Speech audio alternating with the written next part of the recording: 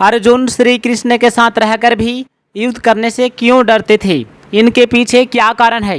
तो आइए दोस्तों, भगवान श्री कृष्ण ने क्या कहा, सबसे बड़ी बात, हैरान करने वाली बात, जो सभी को सुनना परम आवश्यक है।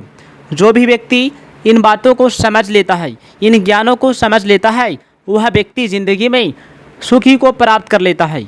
आइए जानते हैं भगवान श्री कृष्ण ने क्या कहा। अध्याय 1, युद्ध क्षेत्र में दुखी अर्जुन। दोस्तों, गीता के प्रथम अध्याय में 47 श्लोक है। इस अध्याय का आरंभ धर्म क्षेत्र के कुरुक्षेत्र से होता है। दोस्तों, कुरुक्षेत्र को धर्म क्षेत्र क्यों कहा जाता है, इसका उत्तर है, यहाँ राजा कुरु ने तपस्या की थी। कुरु एक सोमवंशी राजा थे। पांडु और धृतराष्ट्र इन्हीं के वंशज थे। यज्ञ, तप, हवन आदि धार्मिक कार्य होने के कारण कुरुक्षेत्र को धर्म क्षेत्र या धर्म भूमि कहा गया है। महाभारत युद्ध के लिए इस भूमि का चुनाव वस्तुतः इसलिए किया गया था कि यह धर्म भूमि होने के कारण निश्चित ही धर्म की, सत्य की जीत स्थापित होगी। इस अध्याय में बताया गया है कि दुर्योधन आदि केवल राज पाने के लिए युद्ध के इच्छुक थे, जबकि पांडव धर्म को लेकर युद्ध हेतु राजी हुए थे।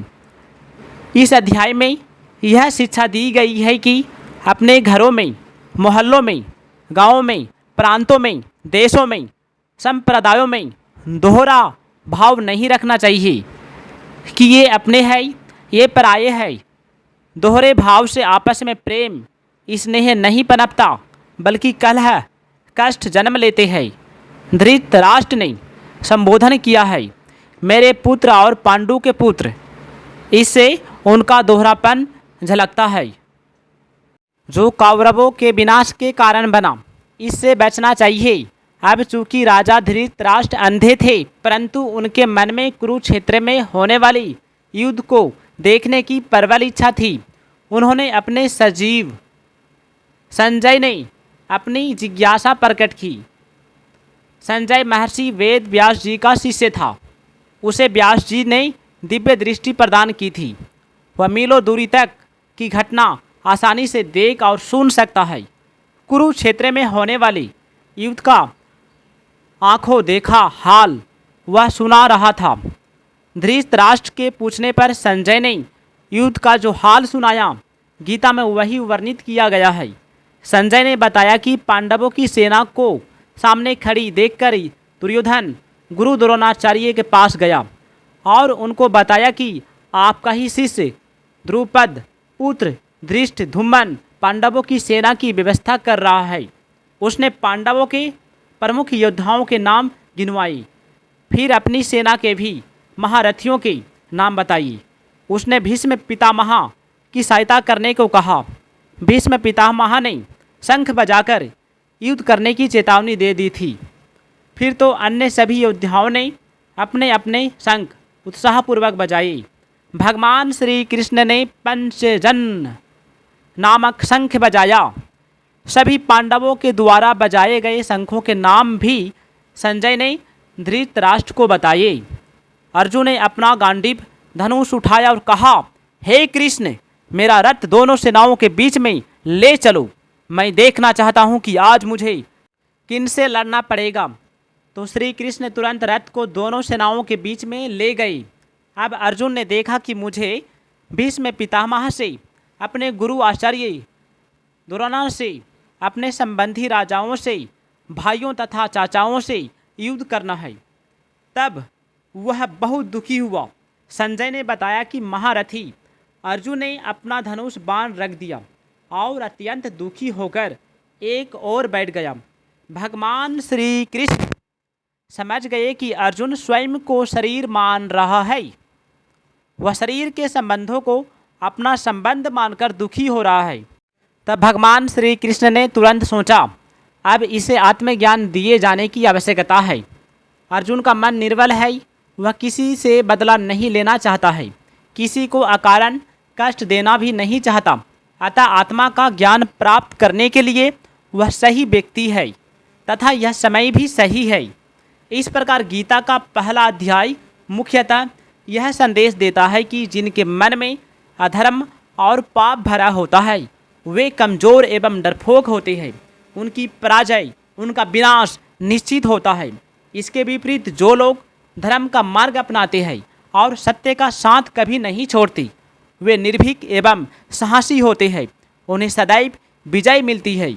आइए मुख्य शिक्षाएं क्या मिलता है।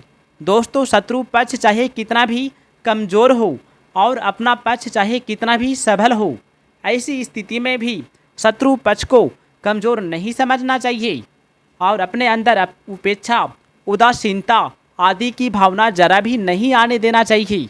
जिस पक्ष में धर्म और भगवान रहते हैं उसका सब पर गहरा प्रभाव पड़ता है।